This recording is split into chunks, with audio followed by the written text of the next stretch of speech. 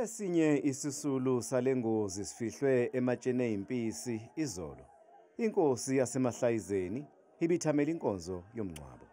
Abanye abayisikhombisa bafihlwa ngesonto kanti umnyango wezokuthutha esifundazweni wawuthembise ukuthwala zonke izindleko zomngcwabo, kepha lokho kwagcina kungenzekanga.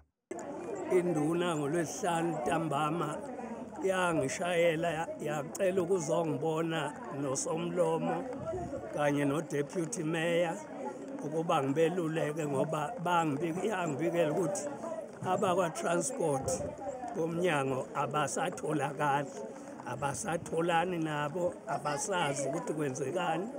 Ngase ngithi-ke mina akwenziwe ezinye iy'nhlelo ukuze abantu iy'nkonzo-ke bayibambele eduze nabakwaKhanyile bahlangane ndawonye batholelwe ithende eliseduze nabo, nakule mizi yakwabiyela emibili batholelwe amathende benzele khona iy'nkonzo, ebese emva kwalokho-ke kuyafihlwa.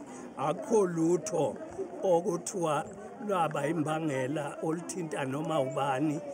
Ingozi yenzeka emqanseni eMandaba ngesikhathi itekisi elalihola amanye liphelelwa amandla umshayeli waleli elalingemuva wehlika eyozama ukulivimba ngetshe, kepha wehluleka. Lahlehlela-ke kuleli elingemuva lalishayisa layokhalakathela esihosheni linabantu kwafujuqu abayisikhombisa.